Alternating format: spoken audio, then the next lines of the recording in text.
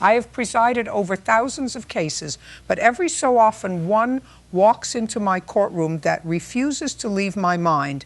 This was one of those cases. When the bailiff opened the courtroom doors that morning, I noticed them immediately. A frail 90-year-old man held on to a worn wooden cane. Beside him stood his wife, 88 years old, clutching a small purse against her chest as if it contained the last pieces of her life. Across the aisle sat their son, and next to him sat his wife. What struck me wasn't the legal paperwork. It wasn't the million-dollar property at the center of the dispute. It was the way the son refused to look at his parents. After decades on the bench, I've learned something about guilt. Guilty people often spend tremendous energy pretending not to care. The old couple looked heartbroken. The son looked annoyed. That difference mattered. At first glance, the case seemed straightforward. The elderly parents claimed their son had forced them out of the home they had owned for nearly 50 years. The son insisted everything was legal. According to him, ownership had been transferred properly. Documents had been signed. Decisions had been made. Case closed. Or so he wanted everyone to believe. But courtrooms are strange places. The truth rarely arrives neatly packaged. It usually hides inside tiny details that nobody thinks are important. And that morning, I noticed several. The father's name was Walter. The mother's name was Helen. Both had spent their entire lives working ordinary jobs. Walter had been a mechanic. Helen had worked at a local library. They weren't wealthy people in the traditional sense. Their wealth existed in one place. Their house, a modest property that had quietly increased in value over the decades until it was worth nearly $1 million. For many families, a home represents shelter. For elderly couples, it often represents security. For greedy people, it represents opportunity. As the hearing began, Walter struggled to stand. His hands trembled, his voice cracked. Yet every person in the courtroom became silent when he spoke. "Your Honor," he said, "my wife and I built that home together. We paid every mortgage payment.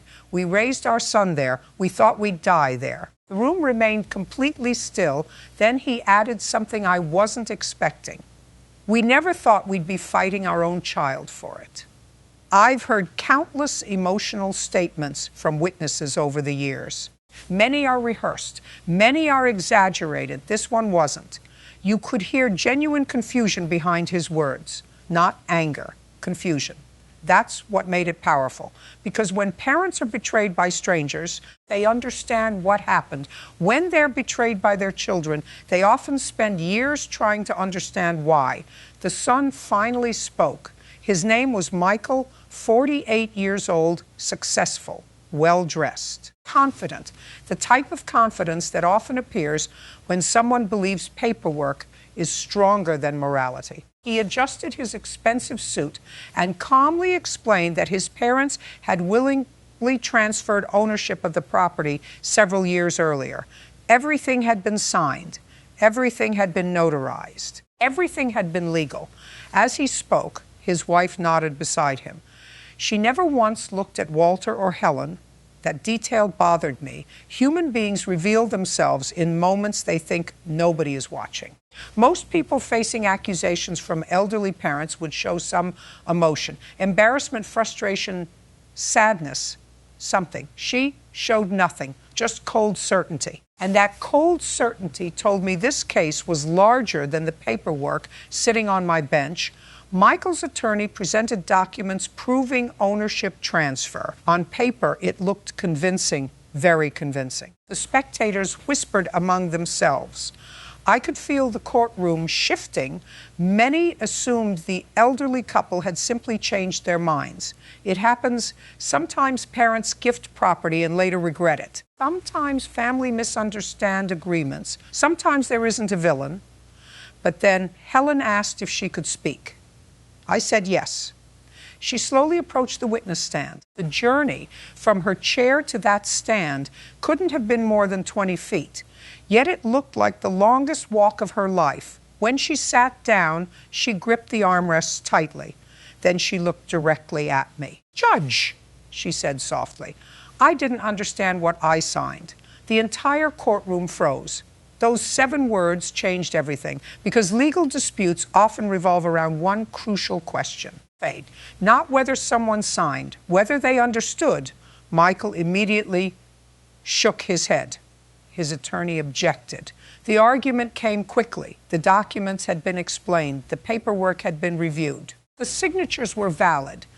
Everything had been done correctly. Maybe, maybe not. I have spent enough years on the bench to know that manipulation rarely looks like manipulation while it's happening. The most effective manipulators don't use force. They use trust, and nobody trusts more deeply than parents trust their children. I asked Helen what she believed she had been signing. Her answer stunned the courtroom. She said Michael had told them the paperwork was necessary to protect the home from future taxes and legal complications. She believed she was signing administrative documents, not surrendering ownership, not giving away the home, not signing away nearly $1 million. The spectators exchanged uneasy glances. Even Michael seemed surprised she remembered that conversation. Then something unexpected happened. Walter reached into his coat pocket. He pulled out an old photograph. He asked if I would look at it. Normally, photographs don't change legal outcomes, but I allowed it. The image appeared on the courtroom screen. A younger Walter stood beside Helen. A small boy sat on Walter's shoulders. Michael, the entire family was smiling. Behind them stood the house now tearing them apart. I stared at that image for several seconds, not because it was evidence, because it represented something evidence stance cannot measure. Sacrifice, history, trust, everything that existed before greed enters a family. Walter pointed at the screen. "We gave him everything," he said. His voice broke. "We just didn't know one day he'd want the house too." The courtroom became painfully quiet.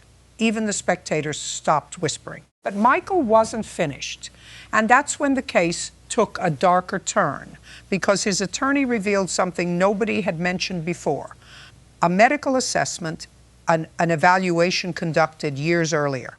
According to the document, Walter had been experiencing memory issues around the same time the property transfer occurred. The room immediately erupted with murmurs. My attention shifted. This changed the entire landscape of the case. If Walter's memory was impaired, what did he truly understand? If he didn't understand, could the transfer be challenged? And perhaps most importantly, who arranged for those documents to be signed during that specific period? I looked toward Michael. For the first time all morning, his confidence cracked, only slightly, just enough for me to notice. Then I noticed something else. A woman seated quietly in the back row suddenly lowered her head. She wasn't family. She wasn't part of either legal team. Yet the moment that medical report appeared, she looked terrified. Not nervous, terrified. After decades on the bench, instincts become difficult to ignore. Something connected her to this case, something important. And before the day ended, I would discover that the battle over $1 million home was hiding a secret far more disturbing than anyone in that courtroom imagined, including me. When court resumed after a brief recess, I couldn't stop thinking about the woman sitting in the back row. Most spectators attend hearings out of curiosity. Some come to support family members, but fear has a very specific appearance. And what I saw on her face wasn't curiosity, it was fear. The kind of fear people carry when they know a secret is about to become public. I asked the bailiff to identify her. A few minutes later, I received the answer. Her name was Sandra. She had once worked for a legal office involved in preparing property documents, the same legal office connected to the transfer of Walter and Helen's home. The moment I heard that, every instinct I had developed over decades on the bench became alert. Because coincidences happen, but too many coincidences usually mean something else. I allowed testimony to continue. Michael appeared increasingly uncomfortable. His confidence remained on the surface, but small cracks were beginning to appear. His hands moved more frequently. His answers became shorter. His wife, who had looked completely composed earlier, now avoided eye contact with nearly everyone in the courtroom. Then Sandra requested permission to speak. The room became silent. I granted it. She slowly approached the witness stand. I watched her carefully. People preparing to lie usually focus on appearing convincing. People preparing to tell painful truths focus on finding courage. Sandra looked like someone searching desperately for courage. After being sworn in, she took a deep breath. Then she looked directly at Walter and Helen. Tears immediately formed in her eyes. I should have spoken years ago. The courtroom froze. Those 6 words changed everything. Sandra explained that she had worked as an administrative assistant at the legal office where the property transfer documents had been prepared. She wasn't an attorney. She wasn't authorized to give legal advice. But she had witnessed conversations, and some of those conversations had haunted her ever since. The spectators leaned forward. Even the attorneys stopped writing notes. Everyone sensed something major was coming. Sandra testified that Michael had visited the office multiple times before the transfer occurred, not with his parents, alone. He repeatedly asked questions about transferring ownership while allowing elderly homeowners to remain in the property. According to Sandra, he seemed less interested in helping his parents and more interested in obtaining control. Still, suspicion isn't proof. I knew that. The courtroom knew that. Then Sandra revealed the detail that changed everything. He testified that Walter and Helen appeared confused during the signing process. She remembered it clearly because they kept asking similar questions. Questions like, will this affect our ownership? Are we still the homeowners? Nothing changes, right? According to Sandra, Michael answered every question before anyone else could, every single time. He reassured them. He simplified explanations. He redirected conversations, and gradually the elderly couple stopped asking questions. A chill moved through the courtroom because manipulation often works exactly that way, not through threats, not through force, through trust. Michael had spent nearly 5 decades building trust with his parents, and according to this testimony, he may have used that trust as a weapon. His attorney immediately attacked Sandra's credibility. Years had passed, memories fade, diddles become unreliable but fair arguments. But then Sandra produced something nobody expected, an old email, a saved email she had never deleted. The courtroom screens displayed it. The sender was Michael. The timestamp matched the period before the property transfer. The message contained one sentence that instantly transformed the case. One sentence, one devastating sentence. It read, if they start asking ownership questions again, just keep the explanation simple. They trust me. An audible gasp spread through the courtroom. People covered their mouths. Some spectators actually stood up. Even experienced attorneys looked stunned. I watched Walter. I watched Helen. And what broke my heart wasn't anger, it was realization. You could literally see the moment decades of trust collapsed inside their minds. Walter lowered his head. Helen began crying silently, not because they were discovering a stranger had deceived them, because they were discovering their son had. There is a unique pain that exists only inside family betrayal. I have seen murder trials, fraud trials, violent crimes, yet some of the deepest emotional wounds occur when trust is weaponized by someone you love. But the biggest revelation was still waiting. Michael's wife suddenly requested permission to speak. Neither attorney expected it. Neither side wanted it. I allowed it. She stood slowly. For the first time all day, she looked frightened, genuinely frightened, and then she said something that shocked everyone. I can't do this anymore. The courtroom became completely silent. Her voice trembled. I told him this would happen. She pointed toward Michael. I told him years ago. Michael immediately objected. His face turned pale, but the damage had already begun. His wife testified that the original plan was never supposed to remove Walter and Helen from the house. According to her, Michael initially wanted ownership for financial leverage, access to loans, access to equity. control of future inheritance. But over time, greed grew. The property value increased. The market exploded. The house became worth far more than expected, and that's when everything changed. She revealed that Michael eventually began discussing ways to relocate his parents into a retirement facility, not because they needed one, because he wanted full possession of the property. The spectators erupted. The bailiff restored order. Michael looked trapped, cornered, exposed. Years of planning were collapsing in real time. Then came the moment nobody would ever forget. The viral courtroom moment people would discuss long after the hearing ended. Walter slowly stood, 90 years old, hands shaking, Beatty weak, heartbroken, but his voice carried through the entire courtroom. He looked directly at his son, not with hatred, not with rage, with sadness, the deepest sadness I have ever witnessed. Then he said, "If you needed money, I would have given it to you." Silence. "If you needed help, I would have helped you." More silence. "If you wanted the house after we were gone, it was already yours." People were crying. Jurors wiped tears from their faces. Spectators looked away. Even court staff struggled to remain composed. Then Walter delivered the sentence nobody in that room would ever forget. "You didn't steal a house, son." He paused.